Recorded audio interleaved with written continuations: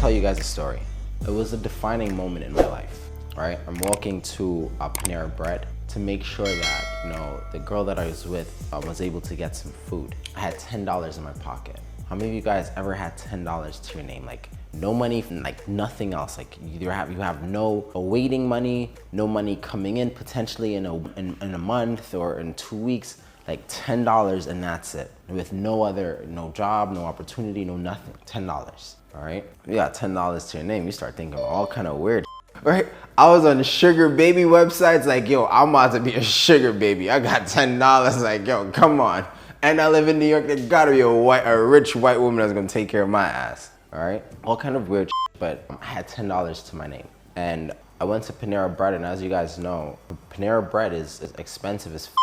Correct or incorrect, all right? For one piece of bread is like, how much? Like a panini is like, what, $11 now? It's like bonker pants. So I took her to Panera Bread and I pretty much ordered a Baja mac and cheese. It was $8. How many of you guys think I'm like retarded for spending my last dollar on like a Baja mac and cheese for someone to eat? Wiggle your hands, like wiggle your hands.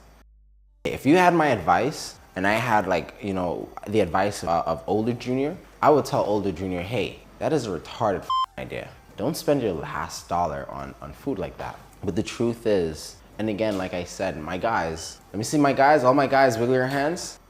All right, all my guys, wiggle your hands. Great, so you guys are gonna resonate with me. Ladies may not. You guys are gonna totally get it. I took her to Panera Bread because I was just trying to get laid, man. Like, I was just trying to get laid, all right? Like, she come home from work, she's grumpy pants, like attitude. Like, don't come to my house first. Come on, let's go get some food, all right? Fill your stomach up, and then we can go back to my house. I can get laid. How many of you guys, like, come on, wiggle your hands. How many of you guys, yeah, I see Robert's like, yeah, right? We've done that before, right? We spend our last just for like, things like that. So this day, I went to Panera Bread and I spent my $10 on getting her a Baja mac and cheese, which was about like $8 and some change. The teller gave me $1 back and some coins. I sent her to go sit down with the meal. I went to make some phone calls because at this point I have $1. I don't know what's gonna happen. I feel worthless, I feel hopeless. I feel like a disappointment, not only to myself, to my grandma, right? Like to my friends, like my friends don't even like me, or my friends don't even wanna hang out with me, or I felt like a complete failure. How many of you guys ever felt that way before? Wiggle your hands, all right? I don't know how far you guys got down in that journey, but when I got in that space, guys, I kid you not, I've never been suicidal. So no one has to call help for me. Right? I've never been suicidal. But in that point in time, guys, you know what I was thinking about? Like, I'm better off dead. Like, no one would care. Right? I'm a liability for everybody.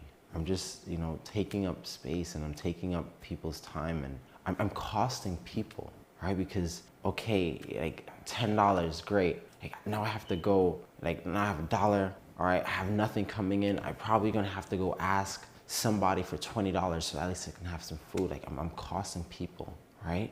Like, people are better off without me. How many of you guys ever felt that, right? Wiggle your hands, right? So again, I've never been suicidal. I feel like I've never been depressed. I've never had these thoughts, but just like logically speaking, right? It's just like what is my life? It's pointless. Like, there's nothing. So I took that energy and I made one phone call to a client, a prospect, not even a client, a prospect. Not knowing what's gonna happen. I mean, most of the times that I would call this guy, like, he would completely ignore the phone call. Or he would pick up and he says, hey, I'm running out of the gym. Or, hey, no, I'm in the middle of a workout. Like, he'd never answer, right? I probably call this one guy probably 50 times. And out of the 50 times I've called him, this one day was probably the 3rd time that he's ever answered my phone call. The first time being the first time I've ever called him. The second time was probably 2 months prior when I was trying to figure out why he doesn't pick up his phone call. I just kept calling until he eventually picked up. This is the 3rd time. I'm not gonna say 3rd time's a charm, but hey, I'll say it if I have to, all right? And I spoke to him.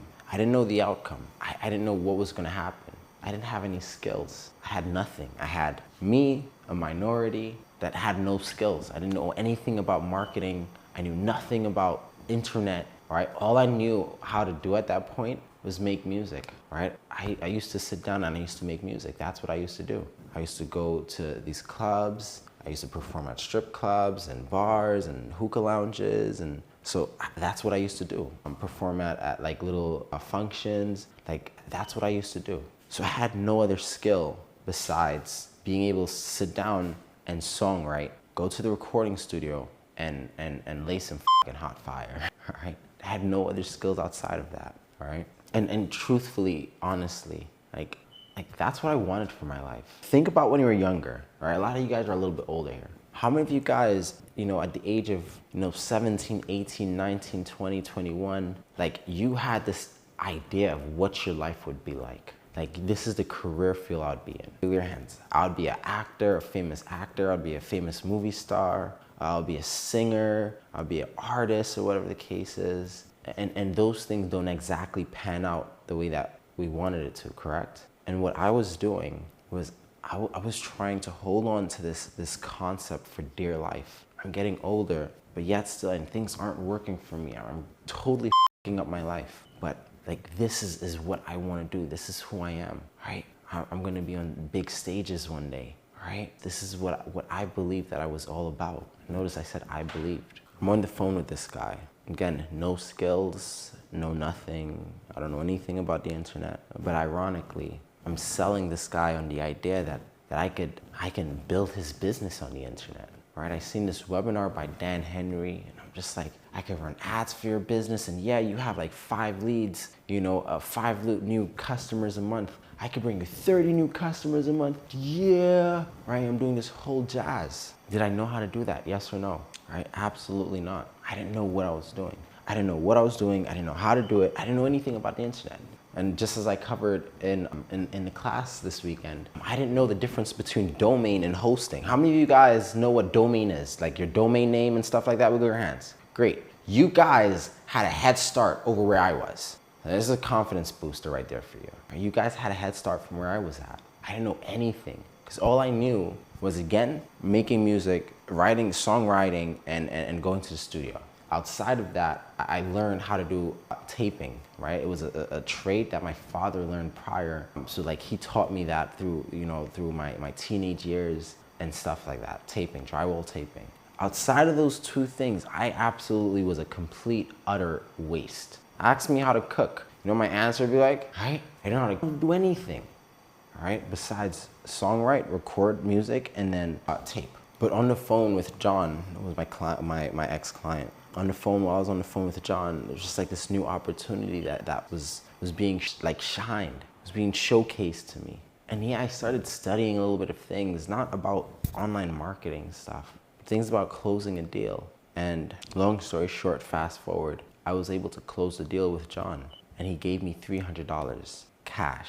Well, not cash, but through a Venmo card. He gave me $300. Do you know what the first thing, guys, type in the chat, what do you think the first thing I did, except for the people that already know the answer and the people that was in my class this weekend? Guys, I just got $300. What do you think the first thing that I did with that $300 was? All right, bought some food, bought weed, party. Oh my gosh, you guys think I'm a degenerate. You guys think I'm that f***ed up? Come on, that's f***ed up. All right, bought food and drugs. Again, guys, like I told you, I already spent $10. I already spent my $10 on my girlfriend or my ex-girlfriend. So I already spent the money for her food. So she already had food. All right, found another opportunity, bought some books, give to the homeless, get her and take her home. No, she was with me in the Panera Bread again. Like I said, help family, a new book, invest yourself, refer madness. Oh my gosh. Laptop, Panera Bread, invest, pick up your lady. She was already there with me. Invested maybe some shoes, was grateful for the blessing, bought food, drugs, food, helped someone get on with the job, Baja mac and cheese, took your girl out, invested in self, bought food, get food, party, bought weed. Honestly, Herbert, if I had to be honest, the buying weed thing was really convincing. I am not gonna lie. That was an actual decision. I was just like, I have this money, should I go buy some weed? Because if I don't buy it now, I ain't gonna have it later, right? Go visit my grandma, get a domain, laptop, new clothes, get informed on how to do marketing. No, guys, the first thing that I went to do, I kid you not, the only dollar out of that money that I touched The only dollar out of that money that I touched. Once I closed the deal and I seen the $300 in my Venmo account, like I freaked out first, like, yeah, I did it, right? I was doing Joni's money dance. She showed you guys that last week, right? So I was doing my money dance, and then I went to the Panera Bread like a big boss. Like, I went back to the register, like, yeah, yo, my girl, she needs something to drink. How much you want? How much you want? I got it, right? Because I couldn't even afford her anything to drink. I couldn't get her anything to drink. So like, super embarrassed about, like, I'll always remember that. The next few things that I decided to do with the money is what changed my life. The next few things that I decided to do with the money changed my life forever. I had no skills. I had no opportunities. I didn't know what the I was doing, but you know what I knew? Someone just paid me for some shit. Now I can sit down and try to wing it, how like just the same way I've been trying to wing my entire life.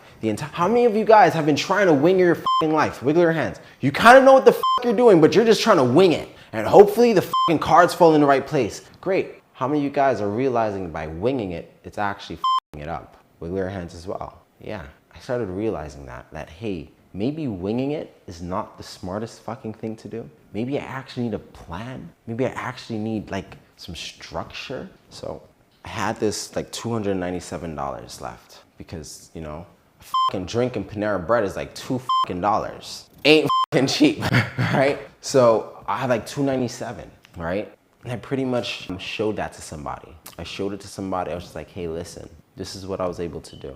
I need $1,000. Lend me $1,000. And worst case comes and I cannot pay you back in the next 2 weeks or whatever the case is. Worst case scenario. Well, at least I have this client on retainer. They're due to pay me $500 every single month. But I need this loan right now. I need this extra $1,000 so that I can get some training that'll help me. So that, you know, I can be able to retain this client. And, you know, luckily, the person didn't hate me enough. So they said yes. And just like that, I had $1,297. I took that entire $1,297 and I paid for this training.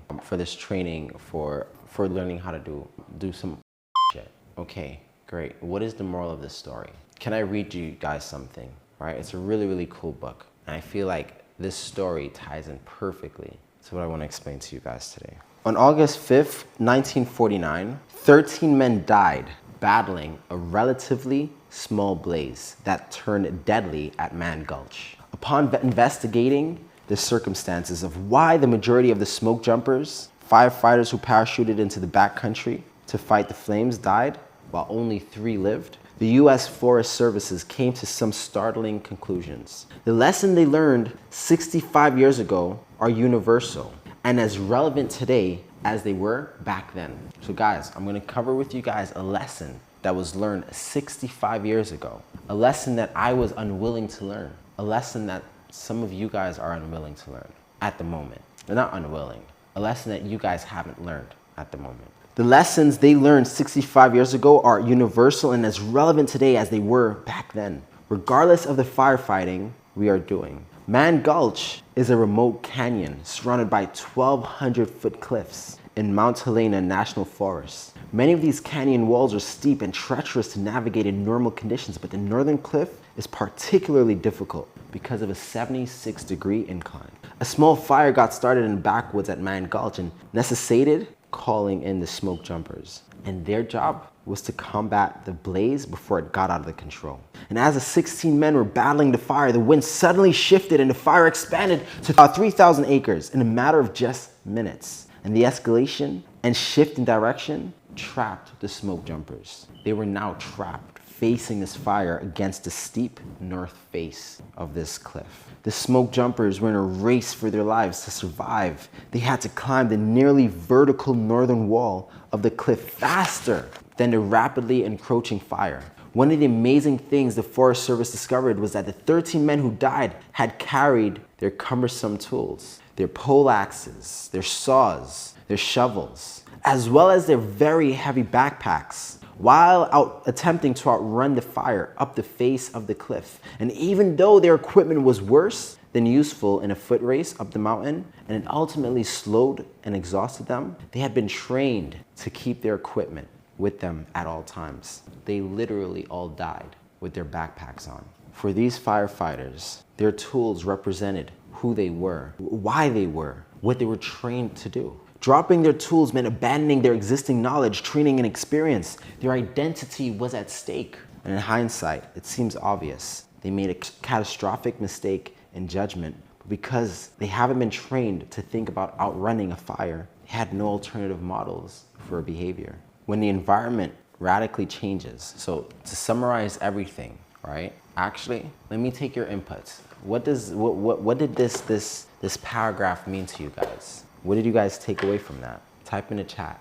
All right, conformity kills. We are set in our ways. They carried their baggage when they should have left it behind. Sometimes, I love this, Mackenzie, sometimes we have to let go of something to move forward. You must be able to adjust, to change, adapt or die. You have to be creative. The most important lesson wasn't actually taught. We need to accept our responsibility to ourselves when we want to live. Think outside of the box of knowledge in order to survive. They weren't able to let go. Take away the fire, take away the cliff, take away everything that this story is, and let's just look at the core of what I just said. The fact that there was something impeding danger. There was danger, there was a definite urgency.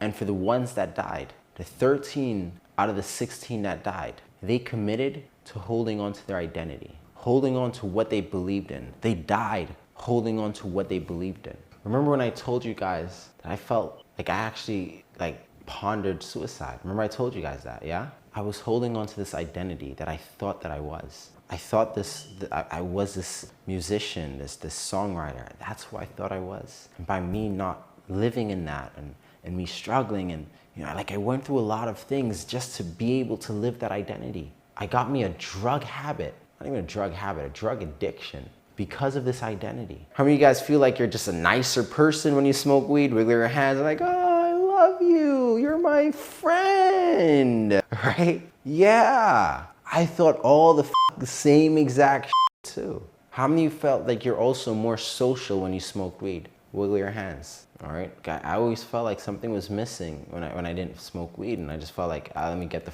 away from you. Again, I was a chain smoker, so there wouldn't really be much of a moment where I wasn't smoking, all right? And because I believed that, me smoking weed enhanced my creativity, it enhanced my focus, I was stuck in this chain. I was stuck in this rut where I would just smoke my entire day away, sitting down writing songs, going into the studios. And that, again, that would be my life. Yeah, I get some performances, I get paid for some shows here and there, I get a few features, so I get some cash, but it wasn't sustainable. But it's who I thought I was, and I kept digging myself in this hole because of my identity. Because of this identity, I am this person, I am this songwriter, I am this me smoking weed. It's part of my persona as an artist. I have to keep smoking weed. I have to keep smoking weed. The more that I smoked weed, the less that I was able to actually accomplish, the less I was able to do, the less focused that I was. Even though it seems like I'm more focused, reality is no, I'm fucking scatterbrained as fuck when I smoke weed.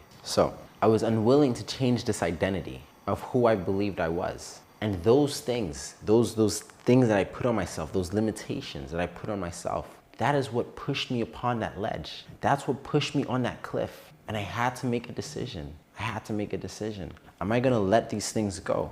Am I gonna let these things go? Let go of this past life and adopt a new life? Or am I gonna keep holding on to this stuff? Holding on to my old way of life would have sounded very similar to this. Remember I told you guys, every fiber of my being wanted to turn that $300 into a fucking ounce of weed for myself. That'll hold me up for at least 7 days, 7 to 14 days, depending on how I felt, right? Every fiber of my being was screaming, get weed, get weed, get weed. Every fiber. But I understood, hey, if I keep holding on to this identity, I'm gonna die. If I keep holding on to this identity, this thing, I'm gonna die. I already don't wanna live. I have nothing to show for it. I'm stuck. So what did I do? I dropped my identity. I dropped what I believed to be true about myself. And I took that money, negotiated to get more money, and I spent every single dollar of it to learn a new skill, to acquire a new skill. If I didn't make that decision back then, do you think I would be here right now? Yes or no? That was one decision. People think that, oh, just this one decision that I'm making or this one choice isn't gonna make a big difference. Guys, this was one decision that I made. Do you think if I didn't make that decision, would I be here right now? You guys are one decision away from changing your lives. You are. You guys are one decision away from changing your lives. I made that decision to let go of my identity. Let go of that old identity, that old Junior, the old way of thinking, old way of behaving, the old way of being. Let that go. I dropped it and I decided to try something completely out of my comfort zone. Don't you think those firefighters, the 3 firefighters that survived, don't you think dropping their bags, dropping their identity, dropping who they're being, they're training, they spent years training to be this one thing, having pride in having that backpack. You don't think dropping that backpack, leaving it behind, leaving all their memorabilias, their things that they've collected over the years in that backpack, you don't think holding onto that and letting it go, you don't think that brought sadness to them? It absolutely did. It absolutely did. Didn't want to let that go. Why would they want to let that go? But if they wanted to survive, they had to. They had to be willing to adapt. They had to be uncomfortable. They had to step into the unknown. They had to. When the environment radically changes and you are confronted with moments of uncertainty and danger, clinging to the old right way might seem like a good idea, but it can frequently be deadly. The 3 survivors of the blaze, one of whom was a foreman, Wagner Wag Dodge, were men who, when forced to rethink the real problem they were facing in real time, came up with a solution. The problem was not how to put out or control the fire, but rather how to escape from it and survive. Dodge used a technique now known as an escape fire, which was widely used by the Plains Indians when trapped in a similar situation, but which had never been taught or used by the Forest Service. Dodge struck a match and purposefully lit a ring of fire around himself. The fire he started burned the surrounding grass, providing him with a safe area in which to lie down. Since the area he burned had no remaining flammable grass, the main fire that was bearing down on him jumped over him and saved his life. In the chaos and confusion of this tragic event, Dodge attempted to show his new idea to his fellow smoke jumpers, but they couldn't see how a burned patch of dirt was a solution for surviving the rapidly encroaching wall of flames. So they continued running up the steep slope. So Dodge found a way out. Dodge, who was their foreman, one of the guys that survived, he found a way out. He said, hey, guys, there's 15 of you guys right here. Hey, guys, listen, we can try running up the hill and try to escape this fire. We can do that. But here's another way. I learned it from the Indians that live on this land. If we burn all the grass around us, the big fire has nothing to attach itself into.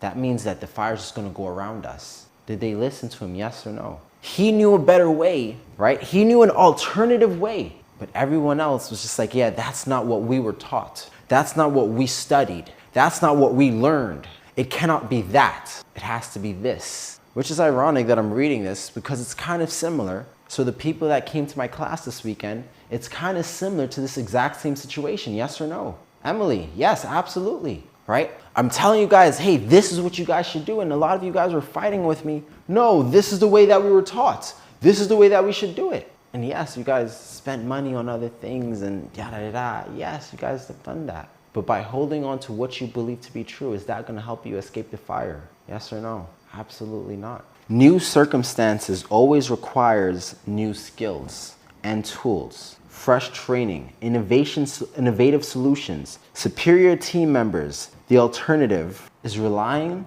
on the past for answers. The alternative is often a prescription for suffering and a failure to survive. Sometimes the problem we started out to solve mutates. If we miss the shift, we will try to solve the new problem using the solutions for the old problem. Chances are those old solutions for the previous problem is then useless. A lot of you guys want to have success. You want to have abundance. You want to be able to quit your jobs. What skills, what tools are you using to get there? Are you using skills and tools from your past? Or are you using skills and tools that you're now acquiring, new tools and skills? Which one? Type it in the chat. And the majority of you guys, type it in the chat, right? Yeah, some of you guys are using new skills. Most of you guys are using old skills, right? Most of you guys, or some of you guys, a lot of you guys are using new skills actually. But there's a few of you guys that's still using the old skills. This old way of thinking isn't gonna get you the success that you desire. When I acquired this client, I sat down, right, John, when, John, signed up to be my client, I sat down and I was just like, I'm dedicating my entire life to John. I'm going to eat, sleep, bathe his business. I would fall asleep on the computer trying to figure out campaign ideas. I would wake up before I brushed my teeth. I would be back on the computer looking at his ads. I had a few old friends that, I'll go over, like female friends, I'd go over to their houses, just to hang out. You know us guys, right? I'll go over to a few friends to hang out and stuff. And they didn't like the new Junior. They didn't like the new way that I was. Because instead of me doing what I used to do, which is entertain them and like, oh yeah, I'm gonna watch you dance and do all this stuff and I'll watch you and entertain you. And instead of me doing all of that, you know what I was doing? The entire time my head was down on my computer trying to figure out this new skill. I've had this one girl that I was so close to. I mean, I'm still close with her. If I ever go to New York, I normally go and I say hi to her, I see her, right? This one girl, she was just like, hey Junior, listen, if you're gonna come to my house and just stay on your computer all day, then just don't come to my house anymore. Like, bro, it got that bad. But guess what? I didn't care. Because the things that entertained me, the things that I was attracted to, the things that I liked back then wasn't what got my attention now. I had a new thing in front of my face. I'm trying to learn this new skill. I'm trying to acquire this new thing to help me get up that path and survive the fire that I was in. So I want you guys to think about something. All right, what existing knowledge, training, or experience that you currently have that you feel like you need to abandon because it's not serving you? And the second question is, what are the new, fresh ideas and solutions that we need to create to get us past this problem and into the outcome, the solution that we desire? Get us back on track to our desired outcomes. What is your goal? What is your plans? What are you gonna do different? Because remaining the same isn't working. Doing the same thing isn't working. Having the same distractions isn't working. Living the same life isn't working.